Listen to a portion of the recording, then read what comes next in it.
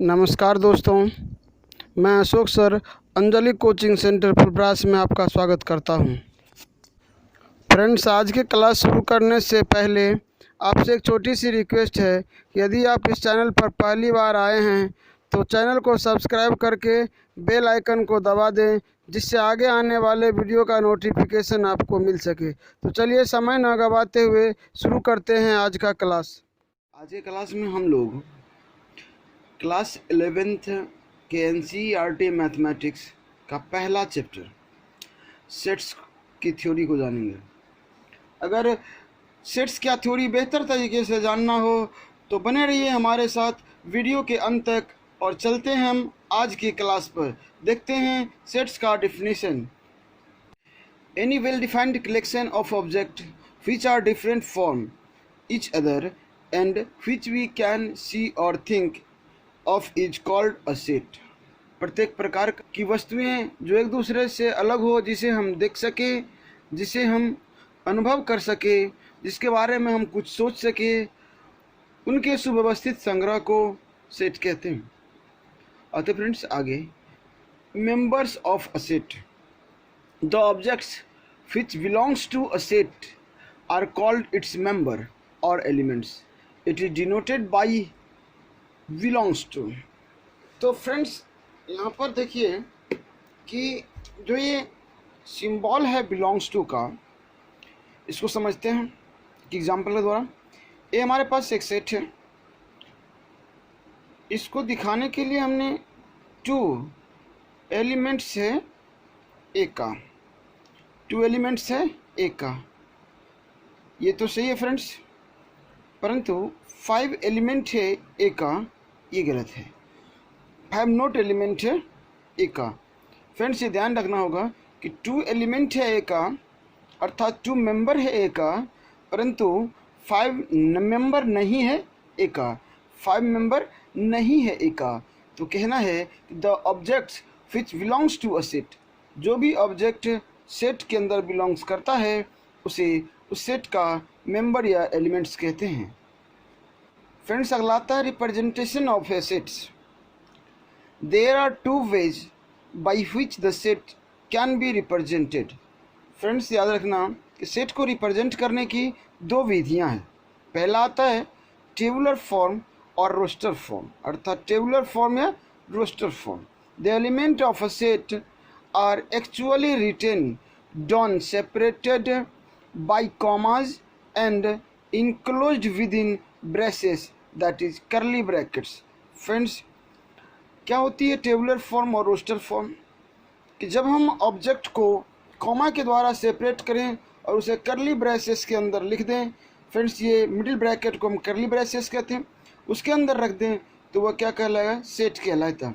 Friends, यहाँ पर देखिए क्या होती है कि इस प्रकार V the set of vowels, मतलब वी क्या है कि सेट है वोवेल्स का इन द इंग्लिश अल्फ़ाबेट, अंग्रेजी अल्फ़ाबेट के वोवेल्स का सेट है वी। इसे लिखेंगे इस प्रकार से, वी इक्वल टू, ये ब्रेस जो है ओपन और क्लोज होगा, इसके अंतर्गत ए ई आई ओ यू कॉमा के द्वारा सेपरेट है, इसलिए है टेबुलर फॉर्म। उसी प्रकार ये नेचुरल नंबर का भी है फ्रेंड्स, तो ये होगी टेबुलर फॉर्म। जब एलिमेंट को सेट के अंदर कॉमा के द्वारा सेपरेट करके लिख देते हैं तो उसे कहते हैं टेबुलर फॉर्म। चलते फ्रेंड्स आगे।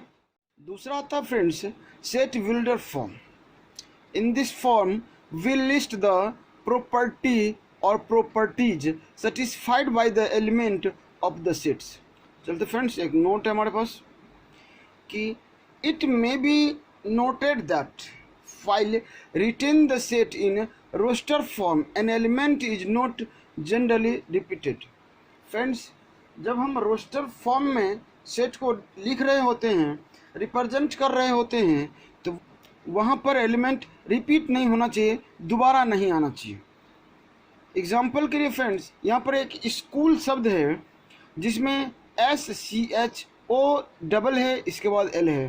तो फ्रेंड्स, हम इसका सेट बनाएंगे तो को सिंगल लिखेंगे। यहाँ पर देखिए SCHOL लिखा हुआ है, ना कि डबल O लिखा हुआ है, क्योंकि O दोबारा है, रिपीट कर रहा है, तो रिपीटेशन अलाउड नहीं है।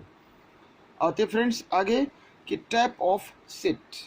टाइप ऑफ सेट्स इसमें आता है एम्प्टी सेट्स, नल सेट्स और void set. Empty set null set और वाइड सेट, ये तीनों एक ही सेट है।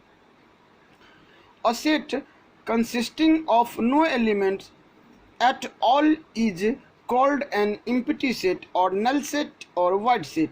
फ्रेंड्स याद रखना, किसी सेट में जब एलिमेंट ना हो अर्थात वो सेट पूरा रिक्त हो तो उसे एम्प्टी सेट, नल सेट या वाइड सेट कहते हैं।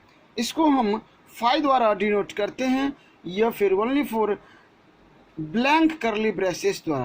यहाँ देखिए फ्रेंड्स क्या है कि x such that x element of r, जब x क्या है कि रियल नंबर है और यहाँ पर दिया हुआ कि x square equal to -1। Friends याद रखना कि किसी भी संख्या का स्क्वायर कभी ऋणात्मक नहीं होती, इसलिए ये एलिमेंट सही नहीं है, अतः इसे फाइव से डिनोट कर लेंगे। अर्थात ये सेट क्या है कि खाली है, रिक्त है, वाइड है, एम्प्टी है। A set is which the processes of counting of elements surely comes to an end is called a finite set।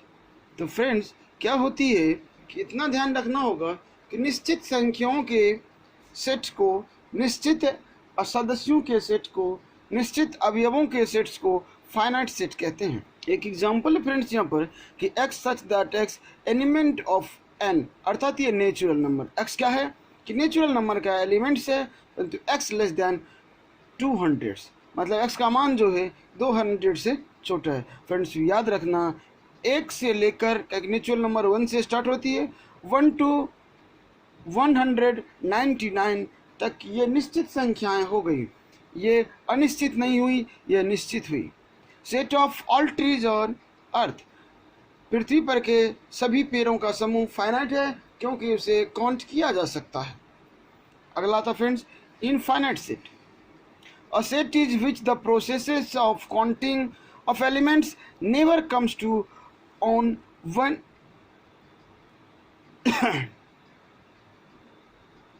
a set in which the processes of counting of elements never comes to an end is called on finite set। Friends कहता है इसमें कि जिस संख्या को, जिस number को एक छोर से गिना नहीं जा सकता उसे इनफाइनाइट सेट कहते हैं। यहाँ देखिए फ्रेंड्स कहता है कि x such that x element of capital N अर्थात natural number x greater than 50, मतलब 50 से बड़ी संख्याएं। अब तो सर ये अनगिनत हो गई कि संख्या है कितनी, ये गिन नहीं सकती, 50 से बड़ी अनगिनत संख्याएं हो गई, इसलिए यह इनफाइनाइट हुई। दूसरा एग्जांपल भी आप उसी तरह समझ जाओ। यहाँ पर आता है अगला equal set. Two sets A and B are said to be equal if every elements of A is in B and every element of B is in A। It is written as A equal to B। Example से पहले friends हम equal set को समझ लेते हैं कि है क्या, कि जब A का प्रत्येक एलिमेंट B में हो और B का प्रत्येक एलिमेंट A में हो तो वैसे कंडीशन में A बराबर B होगा। एग्जाम्पल देखिए फ्रेंड्स कि 1 to 5 A में है और 2 5 1 B में है। फ्रेंड्स एलिमेंट देखिए 1 to 5 1 to 5, मतलब दोनों में सेम एलिमेंट है, इसलिए ये इक्वल सेट कहलाएगा। क्या कहलाएगा? इक्वल सेट कहलाएगा। फ्रेंड्स अगला तम होगा इक्विवेलेंट सेट्स।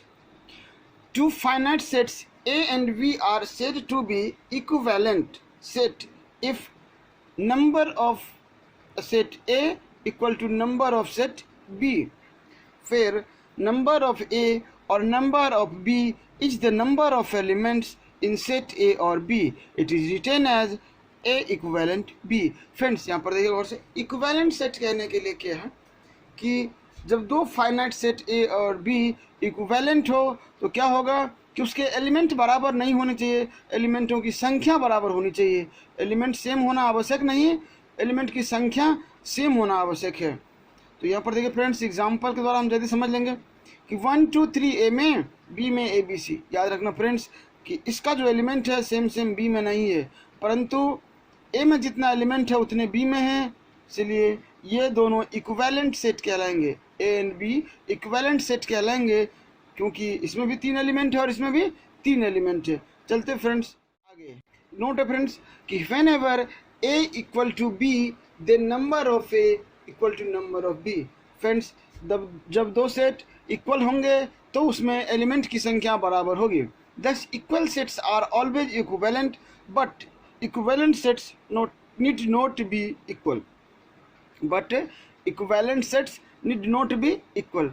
फ्रेंड्स एक चीज़ याद रखना कि इक्वल सेट हमेशा इक्विवेलेंट सेट होते हैं, परंतु इक्विवेलेंट सेट इक्वल सेट हमेशा नहीं होते हैं। आते हैं फ्रेंड डिसजॉइंट सेट्स पर। Two sets are said to be disjoint if they have no element is common।